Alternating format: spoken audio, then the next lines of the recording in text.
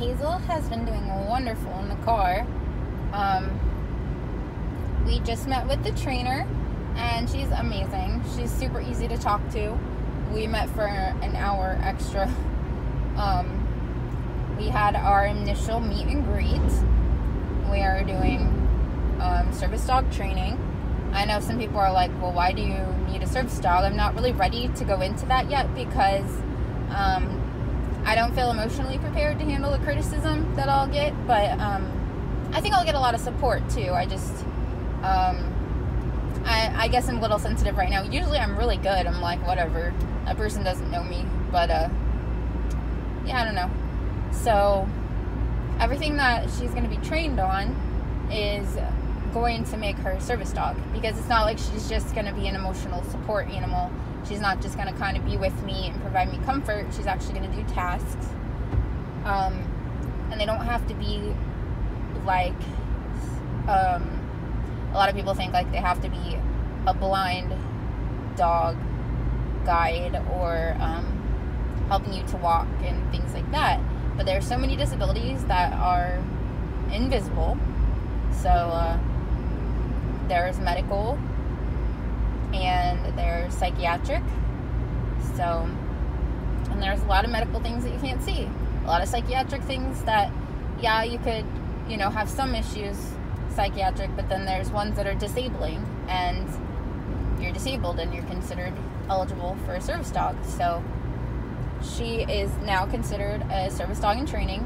Yes, she's only just potty training right now, but as soon as you decide that your dog's going to be a service dog and you're really going to go through the training, in Florida they have the law that your dog is in training, then you are able to bring them as long as they are well behaved, and they should be potty trained. She's not fully potty trained. We haven't really been inside any stores yet because I don't want to have any accidents.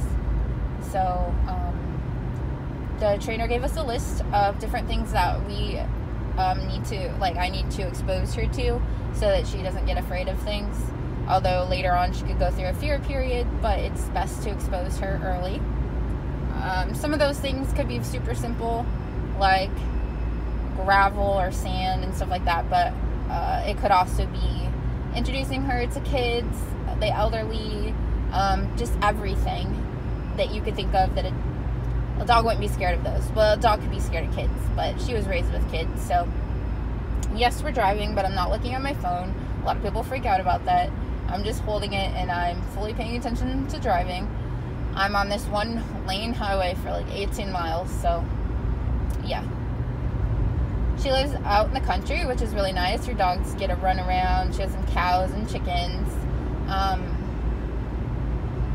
So there will be one point where I keep wanting to call her a different name, where Hazel will get to go there for intensive training when she is 6 months or older, so that she will really get the tasks down.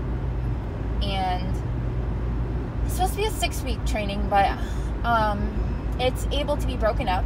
So I probably most likely will break it up because I don't want to be without her that long.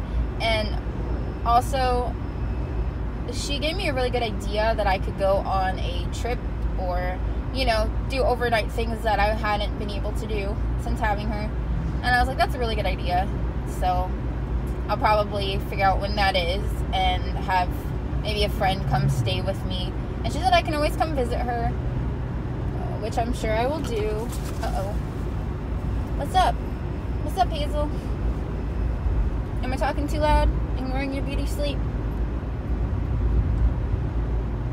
So, we're just getting started. I'm super hungry. I need to find some food, but we're on a country road for 18 miles. So I probably won't get any food till I get back. She lives about an hour from me. Oh, sorry. For some reason, like when it's sunny and nice out, it makes me sleepy, even though I love it. I got my second iron infusion yesterday, so I'm hoping that will give me some more energy, yeah. But they said it could still take a few weeks to a month to kick in. I've had very low energy, and I know I sound bubbly during videos, which I'm able to be for short periods of time, and then I kind of just am very quiet. and depending on my energy level and emotional level, I don't necessarily shut down, but I don't do a lot. So it just depends. But I'm really excited to have her. Potty training is difficult, but we didn't have any accidents at all overnight. I got up, I think, twice. So she did really good. She actually went 1 5-hour period of sleeping.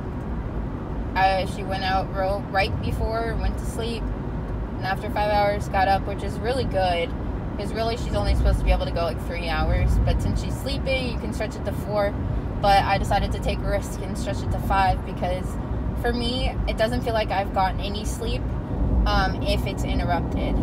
So I don't know what that is.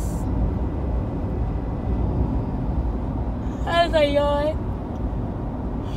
But I'm really excited about our trainer. She's really nice. She's willing to work with me on specific tasks, and she has an online training course that I can watch in between, so that she doesn't, teach the people the same thing all the time. And then you can work on specifics during your time with her in person, which is a very good method. And yeah, so I'm excited. And we'll be starting our training. And Hazel is doing great in the car, as you can see. I was really worried she might get car sick or freak out. She tried to get on my lap every once in a while, like only about 3 times, and I just kind of held my arm up and was like, no, sit down and stay. And she's like, okay, I guess, and then lays down.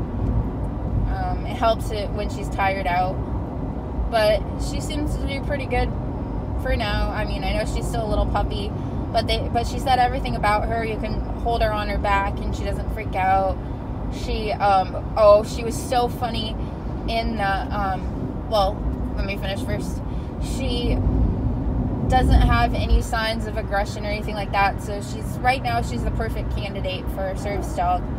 And that all could change depending on when she gets about 6 months. She can go through fear periods, which usually they can get over, but sometimes you'll see their personality might just not be cut out for it. So we'll have to see. Only time will tell.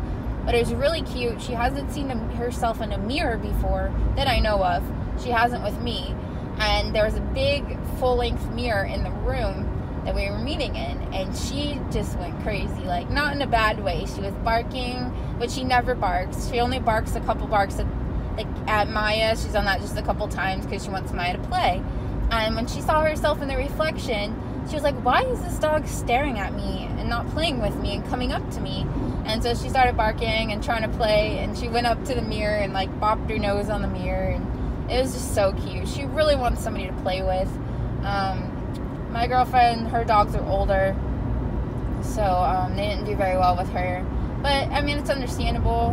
One of them's in pain, so I wouldn't want a little puppy jumping on me if I was in pain either. And they're just used to their way of life, Puppy shakes up things a lot. So I need to see if I can find somebody with a younger puppy to play with, but somebody I can trust that they're getting their shots and their puppy's not going to be, not disciplined at all. So, but she also did say she could play with her dogs when we come to visit, but I think she needs a little more than that, like once a week, once a week would be fine, but it might be every other week. And then we're going to be working on individual stuff, so she might not have a lot of playtime. So, I don't know. We'll see. Maybe we can join up some kind of forum online or something. I know Instagram has a lot of people, but, I don't know. I've interacted with a few people, and they're kind of nice, but I don't know if they seem interested in meeting up with me, so we'll see what happens. But we will see you later. Just wanted to keep you updated.